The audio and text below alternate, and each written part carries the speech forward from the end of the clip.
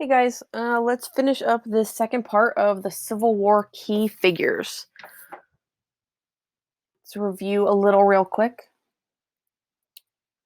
Okay, so first we have my man, Abe Lincoln, 16th president, keep the Union together, no on slavery. We know him. Jefferson Davis, president of the Confederate States of America. He's like the opposite of Lincoln. Um, Indicted for treason, advocated for slavery. Ulysses S. Grant, major Union general, eventually becomes president.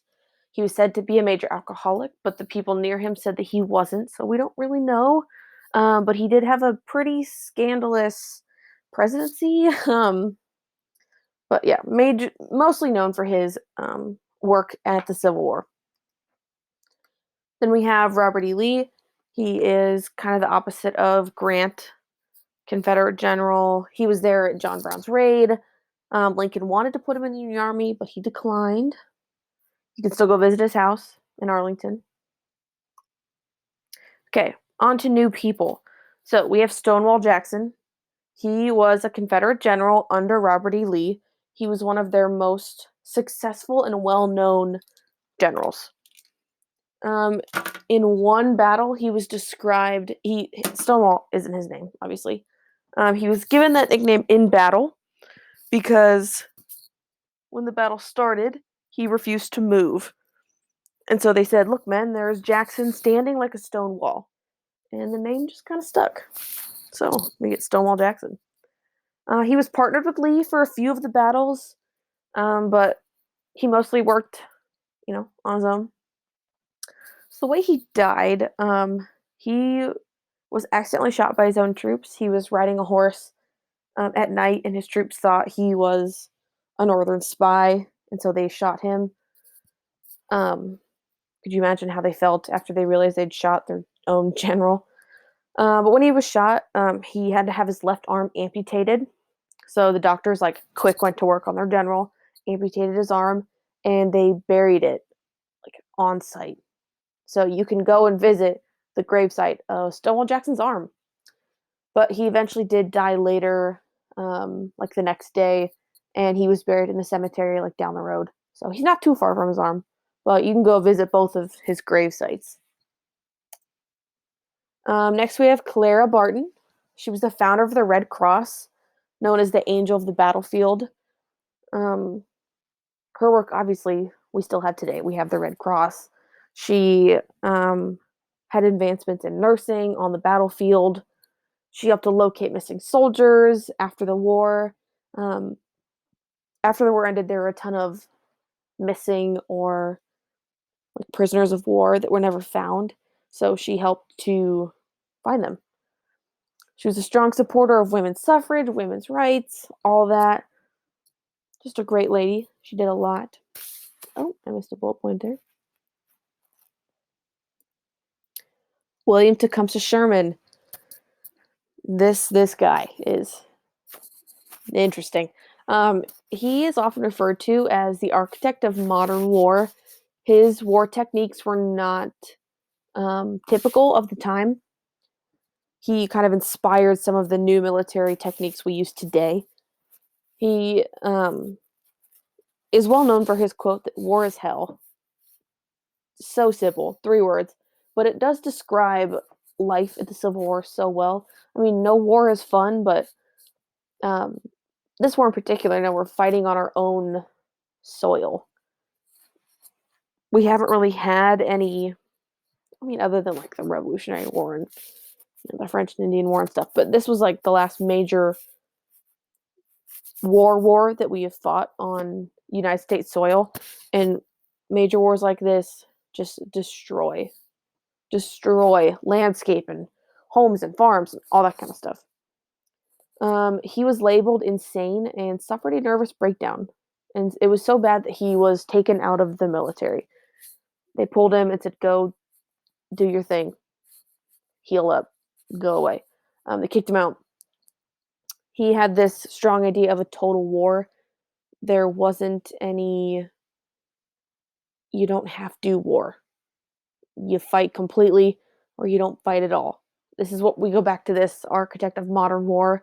You'll see a lot of this mentality of total war in like World War I and World War II, um, especially in World War II, all across the world. Total war was the way that wars were fought. He was eventually brought back to the war. That when they got rid of him, they started losing the North. He was part of the Union. They started losing, so they brought him back and they started winning. Um, One of the things that he is most well known for is Sherman's March to the Sea. He was at like the northern part of Georgia, and he tried to march to the ocean. He just destroyed everything in his path. Everything in his path that he could find, he destroyed. He burned houses and farms. He killed animals. He killed people. He like broke railroad tracks and like tied them up. Um, he would burn entire cotton farms and plantations, and he would steal food from the houses he went to. Like, him and his army just destroyed on their way to Georgia. This all goes back to this idea of total war. We are in war. We're doing everything we can to show you that we are not backing down the Union, and we'll do what it takes to win this war. After the war was over and he was released from his military position, he devoted his life to the arts and theater. He was like recruited to run for president or and like work for the military again in just operations. He said, "Nope, my life is arts and theater now," and that's what he did until he died. Arts and theater. There's just such a big contrast from his March to the Sea, where he's destroying everything, to devoting his life to arts and theater.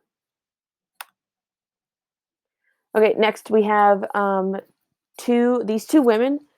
They were Confederate spies that would sneak into U.S. or Union Army bases and try and get as much information as possible and then take it back home. Belle Boyd, a wild lady. She shot and killed a drunk Union soldier because he called her names and her mother names. She just shot and killed him, and she was never charged for that. She began as a spy at 17. She worked as a courier at the Union Army. So a courier is the person that like delivers packages and mail. She would deliver this mail, and she would just walk around the camps listening and gathering all the information she could. She would leave, write it down, and take it back. Her quote was, "I was doing all a woman could to do for her country's cause."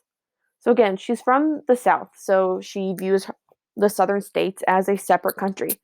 So she was doing all this for her country's cause, just like the soldiers were fighting for their country, the Union were fighting for their country. She was generalizing the things she did to align them with the duties of soldiers. In the end, she ended up marrying a Union officer and moved to Canada. So she grew up as diehard Confederate as possible, risking her life as a spy, and ends up marrying a Union officer and moving out of the United States. Next is Rose O'Neal Greenhow. She got married, had 4 kids, and then became a spy. So the whole time she was working as a spy, she had an entire family at home. She wrote a cipher, which is kind of like a code, and then she would write all of her messages out in that code. And whoever she would give the message to, they also had like a key to the code, a cipher, and that would help. Like, that's how she would get her messages across. She would hide them in her friend's hair, and her friend would go to these military bases and drop it off. Crazy, right? She would just put her hair in this huge bun on top of her head, and she would hide the messages in the hair. She created a network of spies. So, in order to get these ciphers placed to place and the messages placed to place, she needed help. Again, because she had 4 kids that she had to still raise. So, she created this massive network of spies. So, towards the end of the war, later on, she was smuggling gold um, from a huge boat. So they like took this little rowboat out, her and a couple people onto this boat. She grabbed $2,000 worth of gold, jumped back in the rowboat. They're going home, and the boat capsized, so it flipped over. All the other people could swim away, but she was holding onto the gold, and she drowned because she wouldn't let go of it. This is Belle. This is Rose. Two very strong women, clearly, devoting their lives to their countries the same way that these soldiers are devoting theirs. Oh, okay, so this is Fort Sumter. This is labeled as the first battle of the Civil War, the first official battle. We will get into that starting next week. Some of these major battles we got like Gettysburg and Antietam, Shiloh, Vicksburg. These big deal battles. This is one of them, Fort Sumter. This is what it looked like. Well, our depiction of it. This is what it looks like today. You can go see it. It's in South Carolina. Okay, and that is all I have for you. Remember to take your quiz. I sent it out in the email. Those are due on Friday. If you have any questions, let me know. Have a great week.